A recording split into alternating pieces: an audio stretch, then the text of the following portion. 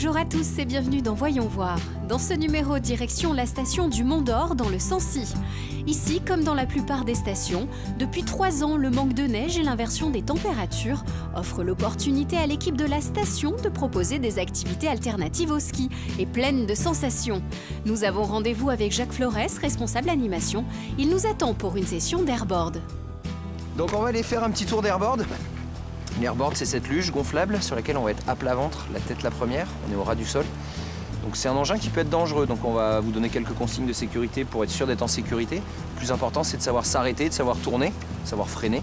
Et une fois qu'on sait faire ça, après, on pourra prendre pleinement de plaisir.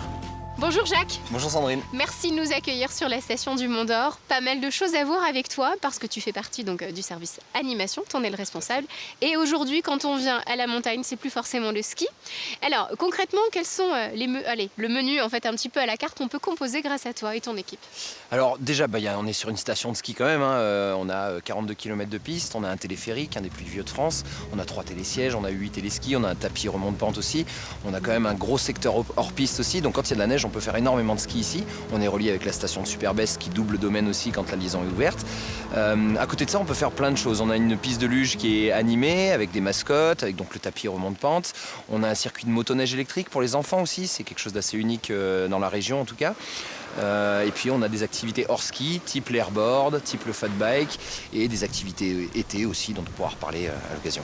Alors, tu as choisi pour la première partie de cette émission l'airboard. Concrètement, qu'est-ce que c'est? Qu'est-ce que c'est l'airboard? C'est une luge gonflable sur laquelle on va être à plat ventre, la tête la première. Donc c'est là tout l'intérêt de cet engin.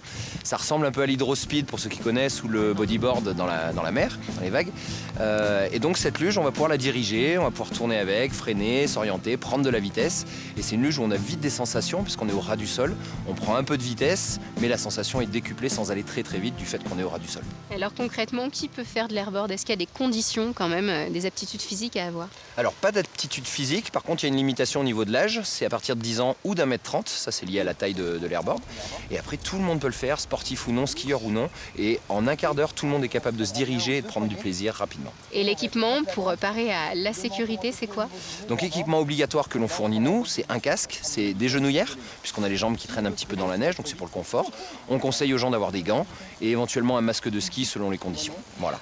Au niveau de la réservation, alors comment ça se passe une séance avec toi? Ou du moins ton équipe, je crois que vous êtes... Séance, alors nous en fait c'est un moniteur ESF qui encadre l'activité. Donc une séance dure 1h30, il y a 10 minutes d'équipement, 10 minutes de briefing et après on est parti sur les pistes et on fait une série de petites descentes. D'abord lentement pour être sûr que tout le monde ait bien saisi les consignes de sécurité. Et une fois que tout le monde est à l'aise, là on peut commencer à envoyer un petit peu plus. Sensation assurée. Donc là, au niveau de la station, on va pouvoir en profiter en ce moment pendant les vacances. Au-delà de ça, l'été, comment est-ce que toi tu gères les animations en fait dans la station? Qu'est-ce qu'on peut faire à la montagne l'été? Alors c'est là le gros intérêt aujourd'hui de notre station, c'est de se développer sur l'été. On a une grosse clientèle de curistes qui vient là déjà toute la période d'avril à novembre. Donc il faut qu'on leur propose des activités. Donc il y a énormément de randonnées, il y a énormément de choses à voir ici, des cascades, des lacs à visiter. Il y a des réserves naturelles aussi, donc avec beaucoup de choses à mettre en valeur et des patrimoines à préserver, bien sûr, au niveau de la faune et de la flore. On a un téléphérique qui permet d'accéder au toit de l'Auvergne, ça c'est pas rien, le puy de Sancy à 1886 mètres. Et puis on est en train de développer, cette année on avait, depuis 2 ans maintenant, on a une activité qui s'appelle le Fat Scoot. Donc là c'est une trottinette de descente avec des gros pneus, où on a un parcours aménagé avec des modules en bois, des virages relevés, etc. Très ludique, très familial. Et cette année, normalement, on sort une grosse nouveauté, une tyrolienne à virage. J'espère qu'on se reverra pour en reparler. Effectivement, on se donne rendez-vous pour l'heure. Nous, on va tester l'airboard, donc on a un petit peu démarré ce matin, mais on va continuer la descente. Et cet après-midi, tu m'as donné rendez-vous avec du fat bike. Là, on va voir aussi, mais c'est ça la montagne aujourd'hui, c'est pas que du ski. Merci beaucoup, Jacques. Et puis, allez, on se rééquipe, c'est parti. Avec plaisir, c'est reparti. C'est parti.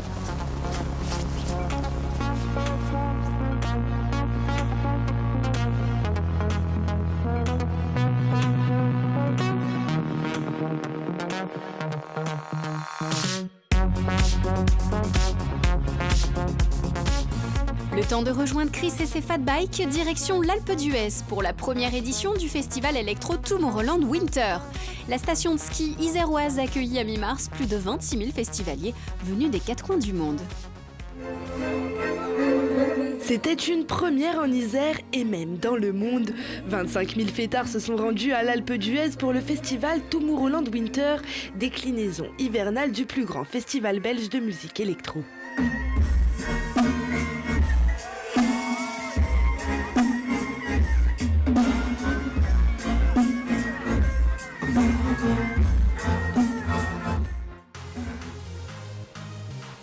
Déjà à l'atterrissage des festivaliers, l'événement s'annonçait grandiose avec un avion spécialement floqué pour l'occasion. On va à Tomorrowland. 100 DJs se sont succédés sur les 8 scènes de cette toute première édition. Parmi eux, Kungs, Martin Garrix, Martin Solveig ou encore Dimitri Vegas et Like Mike, mais aussi bien d'autres. C'est quand même un petit honneur d'être, un grand honneur d'être là. C'est quelque part super excitant de jouer ici en fait, parce que d'une, c'est la première édition du festival. Ça fait 10 ans que je suis DJ, c'est un peu comme une récompense. Ça devrait être sympa, il fait beau, les gens sont là, ils sont heureux, ils sont tous là pour la même chose, c'est pour la musique électro et c'est ça qui est cool, c'est que tout le monde est là pour le même partage et ça c'est génial. Mais avant tout, le Tomorrowland Winter, c'est une organisation au millimètre. 5 semaines ont été nécessaires pour le montage des infrastructures. Ce qui n'était pas évident, c'est qu'en fait, nous ne sommes pas sur un terrain de 50 hectares complètement disponible. Nous sommes en plein cœur de la station et bien entendu, cette organisation était légèrement différente de ce qu'on a pu voir en Belgique. Avec 113 nationalités différentes au rendez-vous, c'est aussi un plus pour l'économie du territoire. Le résultat est très positif. Il est très positif à tout point de vue au niveau de la sécurité des festivaliers, de la qualité aussi des festivaliers qui sont venus du monde entier et puis avec un écho, on va dire, international que l'on recherchait, mais qui en même temps nous a permis de contacter une nouvelle clientèle. Nous sommes tous persuadés que l'année prochaine, un bon nombre de festivaliers vont revenir sur la station, peut-être pendant Tomorrowland, mais certainement à l'occasion d'autres semaines sur la station. Mais au vu d'une clientèle plutôt aisée, certains commerces en ont pâti, comme les épiceries ou les cinémas. Pour l'année prochaine, l'Alpe d'Huez compte améliorer ces quelques points. Nous sommes de retour à la station du Mont d'Or dans le Sancy. Après l'airboard, place au Fat Bike, une activité animée par Chris de Triple Buzz. Le principe, des vélos tout-terrain ayant la particularité d'avoir de gros pneus montés sur des cadres rigides.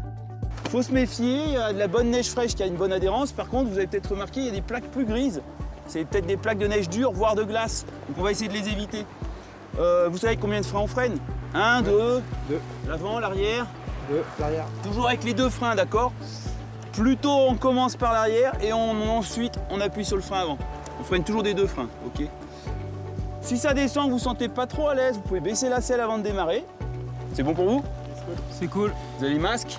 Bon. Parce que les flocons là, il y en a pas mal. Bonjour Chris. Bonjour Sandrine. Merci beaucoup de prendre le temps pour nous. Tu nous accueilles autour d'une activité Fat Bike. Alors concrètement, on le voit, c'est cet engin. Mais quelles sont les particularités techniques de ce vélo? Bon, déjà, ça s'appelle Fat Bike, mais en fait, c'est pas le vélo qui est gros. Vous avez remarqué, c'est plutôt les pneus. Hein. Donc, l'avantage de ces gros pneus, c'est qu'ils vont donner beaucoup d'adhérence sur la neige, sur le sol glissant, et puis de l'aisance aux pratiquants. Quelqu'un qui fait jamais de vélo, si on lui met des pneus très fins, il est assez instable. Alors que là, un débutant sur des gros pneus comme ça, un peu sous-gonflés, il se sent très à l'aise, très stable, et il arrive à descendre, du coup, dans la neige, comme aujourd'hui. Donc voilà, c'est la question que j'allais te poser. Est-ce que c'est vraiment ouvert à tout le monde concrètement? Qui peut faire du Fat Bike? À peu près tout le monde. Il y a quand même un petit détail pour nous, c'est qu'on ne prend pas les enfants d'1,45 m, il faut qu'ils soient plus grands. Bah, c'est juste par rapport à la taille du vélo. Mais ils font des petits Fat Bike. Mais sinon, à peu près tout le monde, faut imaginer qu'on peut tomber quand même. Donc il faut avoir les os un peu solides. Mais on va doucement. Hein. Alors concrètement, si on veut réserver avec toi, comment ça se passe? Comment se déroule déjà la réservation et ensuite la session avec toi? Qu'est-ce que tu proposes? Alors nous, il y a 2 options pour réserver. Vous pouvez contacter la station du Mont d'Or ou sinon vous allez sur le site de l'Office du tourisme du Sancy. Et puis vous trouvez l'activité Fat Bike au Mont d'Or. Et puis s'il y a de la neige, on le fait à la station. Dans ce cas-là, on le fait par le téléphérique. C'est le soir quand il n'y a plus de skieurs. Parce qu'on ne mélange pas les skieurs avec les Fat Bike, on a peur qu'il y ait des collisions.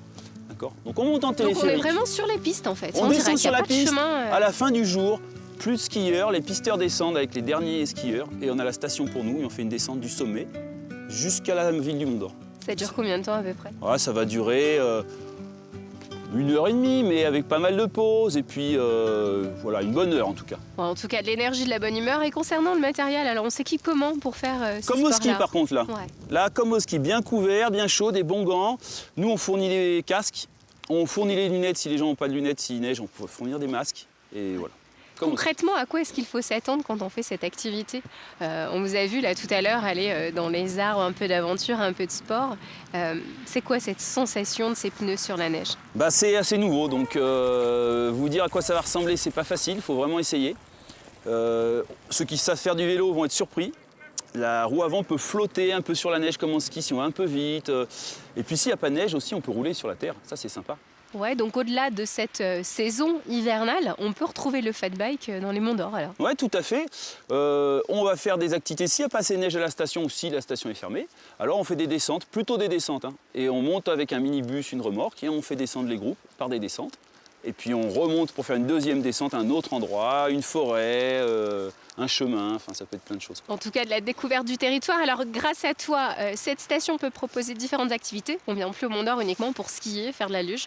Il y a du fat bike. Quelles sont les autres activités dans lesquelles tu emmènes les gens au quotidien? Alors moi, en plus d'être moniteur de VTT, je suis aussi accompagnateur en montagne. Donc on leur propose de faire de la raquette, on leur propose de les former aux avalanches avec des DVA, détecteurs victimes d'avalanches. On leur fait fabriquer des igloos, plein de choses, plein de choses, quoi. C'est ce que j'allais dire, on a l'impression qu'aujourd'hui la montagne est à la carte et vraiment on en a pour tous les goûts. Version été, ça donne quoi le fat bike? On va où? Alors version été, le top c'est les chemins accidentés, racines, cailloux, parce que le pneu sous-gonflé va gommer tout ça. Et on a l'impression que dans un chemin très accidenté, c'est lisse, pratiquement lisse. On roule sur une voie de chemin de fer, on n'a pas l'impression qu'il y a des travées, quoi. Ok, et ben en tout cas on peut te voir pendant toute l'année, c'est ce qu'il faut comprendre un peu tout ça. Merci beaucoup, c'est parti, allez, je vais tester aussi quand même un petit peu. Tu veux essayer? Ouais, allez. Est-ce que je baisse un peu la selle? Ouais, on essaye un peu, on l'ajuste parce que je pense que déjà... On peut la baisser un peu, tu seras plus stable. Hein. On gonfle bien les pneus, c'est parti. Et t'hésites pas, tu bloques les deux freins avant de partir là tout de suite. Ok, oui, ouais, parce que sinon... t'hésites pas à te mettre un petit peu sur l'arrière, puis si tu le sens, tu les rejoins. Oh là là, et si je le sens aussi, je tombe. La neige, il paraît que ça fait pas trop mal. Tu freines bien des deux freins, pas trop fort. Ok, nickel, merci Chris. Allez.